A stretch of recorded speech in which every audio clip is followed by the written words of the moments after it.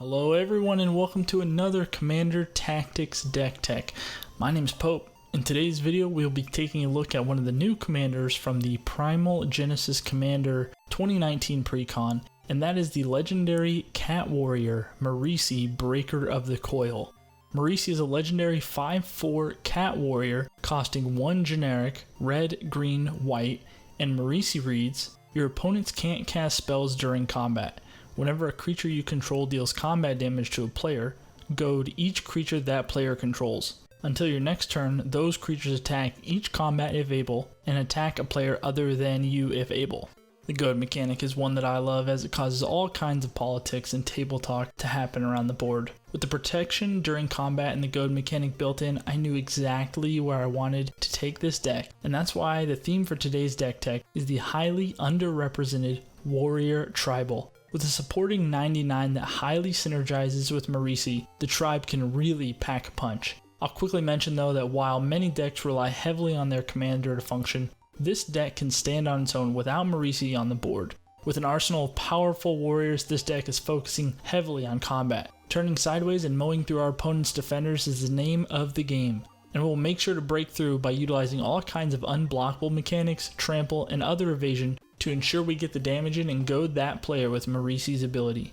And lastly, we have tons of spells that are going to pump up our warriors, reduce their casting costs, and really elevate this team to another level. But now that we've seen how this deck breaks down, let's dive into this Warrior Tribal deck and take a look at some of the warriors we're going to be using to smash our way to victory, starting with the Jazal Goldmane, Neheb Dreadhorde Champion, and Zealous Conscripts. Jazal is a 4/4 Cat Warrior Brethren of Marisi that is going to allow us to pump our whole force with his ability that reads, for 3 white attacking creatures you control get +X until end of turn, where X is the number of attacking creatures. With the amount of warriors we'll be casting and creating, this can really get out of control quick.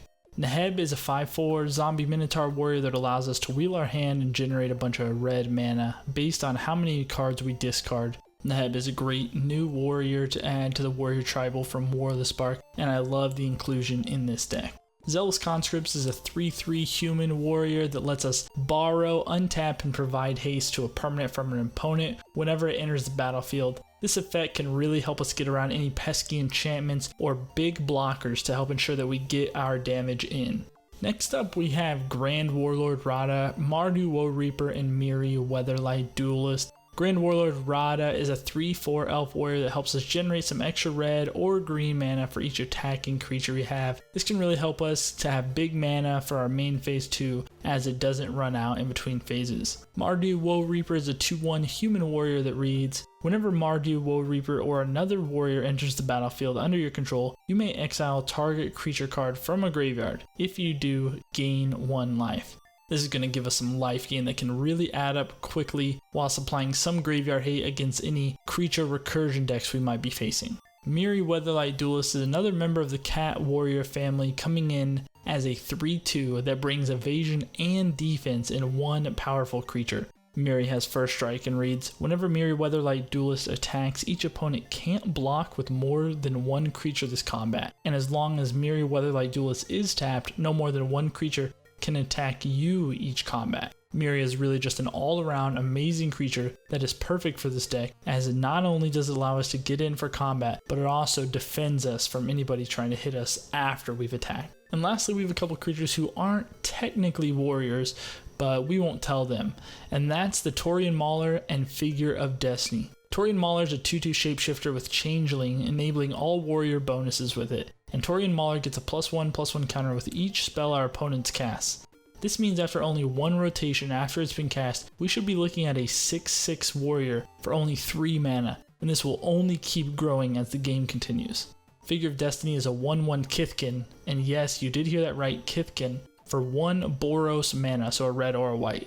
Figure of Destiny has a built-in level up mechanic, so for 1 additional Boros, it will become a 2/2 Kithkin Spirit. For 3 more Boros mana after that, Figure of Destiny becomes a 4/4 Kithkin Spirit Warrior, and then for 6 additional Boros mana, it becomes an 8/8 Kithkin Spirit Warrior Avatar with flying and first strike. While 11 mana for an 8/8 flying first striker doesn't sound like that much value, the idea that you can play this early, slowly build it up, means it can be a great early card or a heavy hitter late game.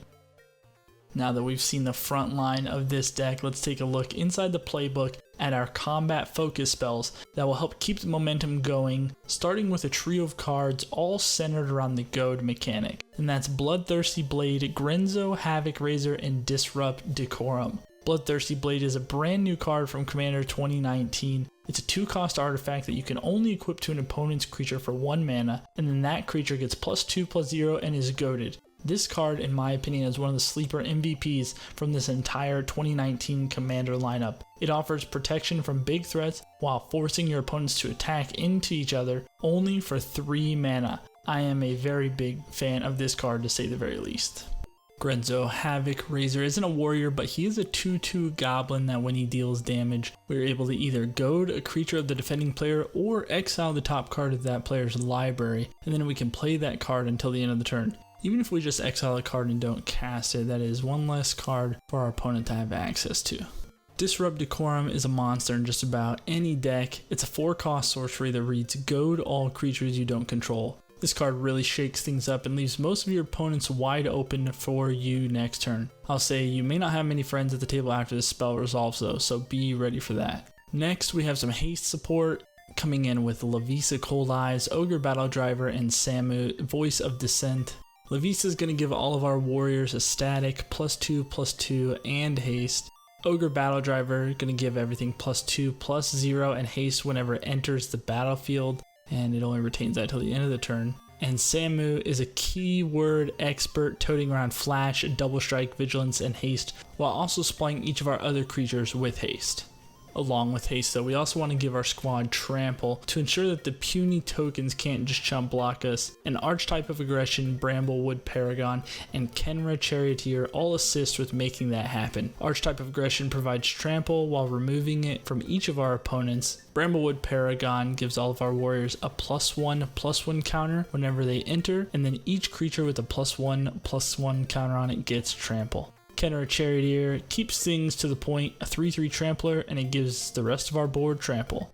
Haste and trample are very important as we're going to be attacking a lot, and we want to make sure we get as many triggers off of our Marisi as possible, and that means we need to do combat damage. After our team is all jacked up with haste and trample, counters and buffs, Combat Celebrant and Aggravate Assault are going to provide additional combat phases we need to close out games. Combat Celebrant can be exerted to provide an additional combat phase at the cost of not untapping during our next untap step, but that is okay. And Aggravate Assault is an enchantment, and it allows us to simply pay 5 mana to have an additional combat step. If it's late game and we have 10 mana, we can activate this a second time, giving us 3 total combat steps. This is a real gem in this deck and what I believe is a must-have include.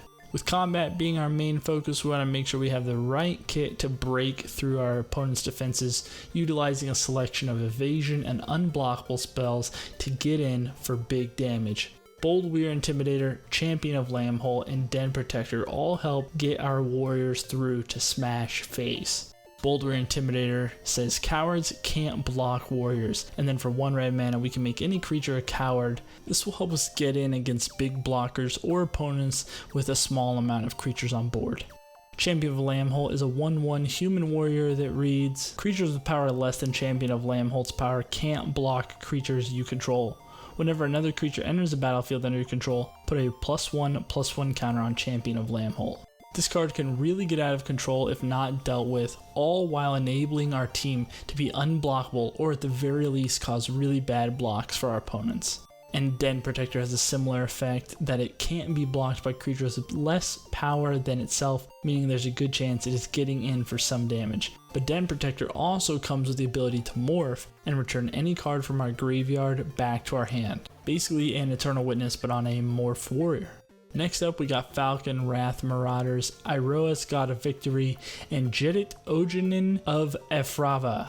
Try saying that one 10 times fast. Falcon Wrath Marauders is one of the only flying warriors ever printed in all of Magic's past, and it comes with an upside that it has haste, and whenever it deals combat damage, you can put 2 +1 counters on it.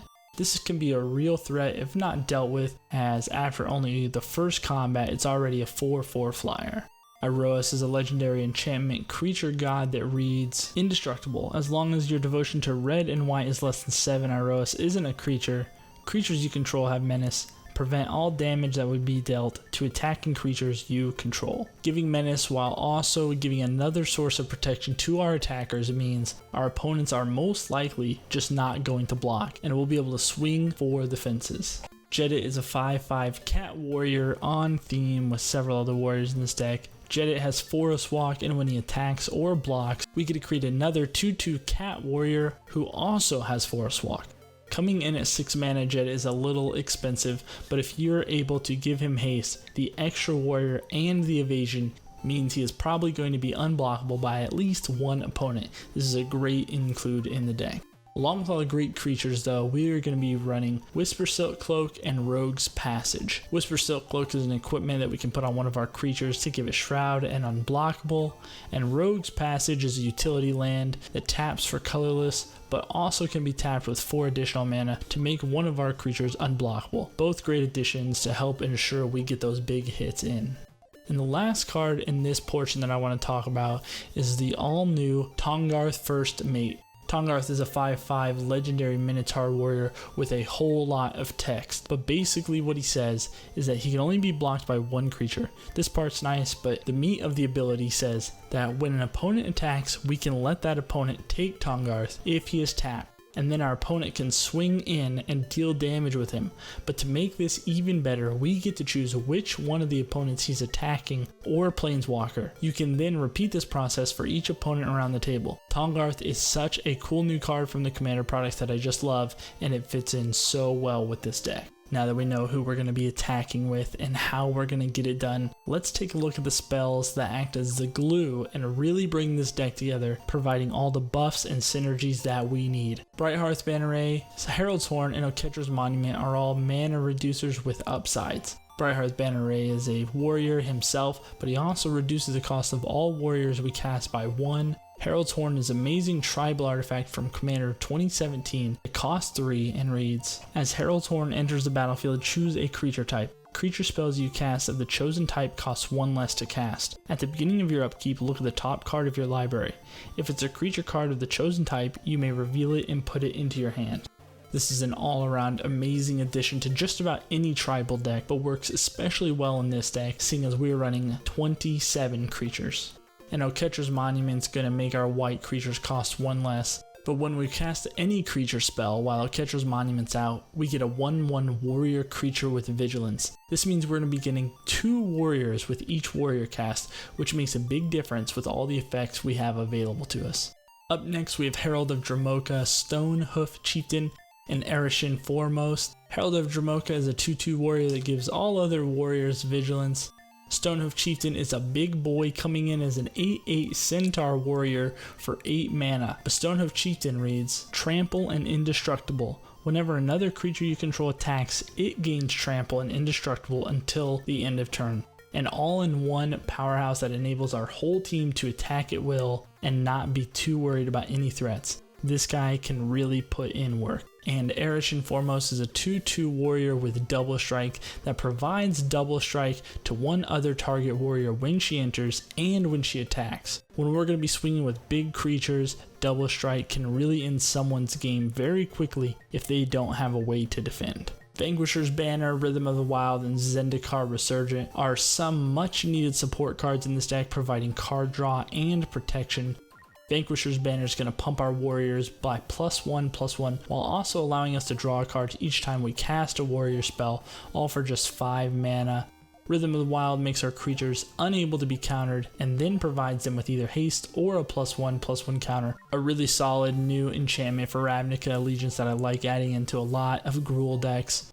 And Zendikar Resurgent is going to double our mana in addition to allowing us to draw cards whenever we cast any creature. And rounding out our featured cards here is Secure the Waste, Beastmaster, Ascension, and Nature's Will.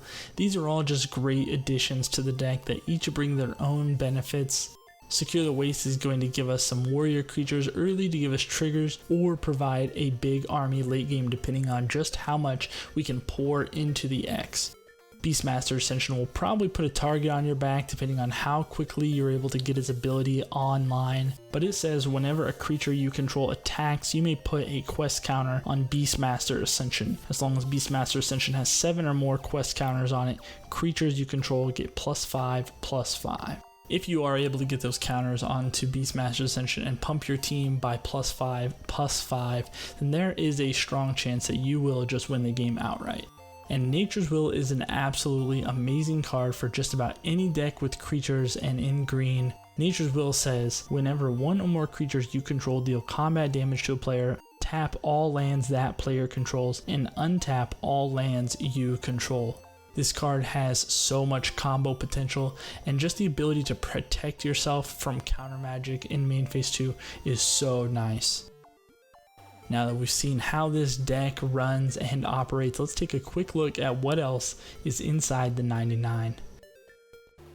This deck runs with 6 targeted removal spells and only 4 board wipes. As this is a creature focused deck, we do not want to be wiping the board very often, otherwise we'll definitely fall behind. We also do run a heroic intervention in the deck to help keep our board safe whenever our opponents try to wipe the board or take out our side. The card drawn in this deck comes in the forms of creatures, artifacts, enchantments, and sorceries on cast, on death, on damage, on resolve. We shouldn't have any trouble finding a way to keep cards coming into our hands and having a full grip. The true ramp in this deck comes in the form of 3 mana rocks and 3 green spells. But along with these, we also have a suite of mana reduction spells, mana doublers, and rituals on creatures, which will help provide the much needed ramp this deck needs. The win con for this deck is pretty straightforward, and that's through combat. Our army wants to get pumped, get in for big damage, and take our opponent's life to 0. But along the way, we can also use goad cards to force our opponents to go at each other and drop shields for us to attack.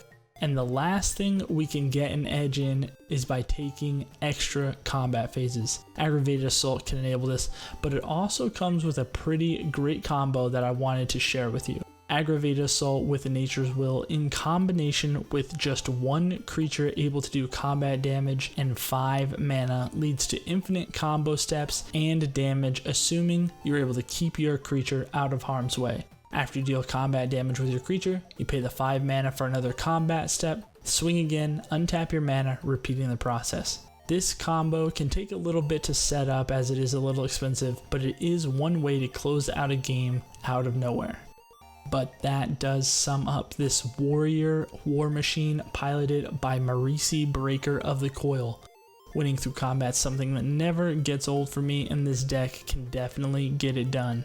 The deck I've shared with you today can be built in its entirety for less than $200, but I also made another budget version for under $100. Both of those deck lists can be found in the description below. I hope that you've enjoyed this deck tech on this new 2019 Commander.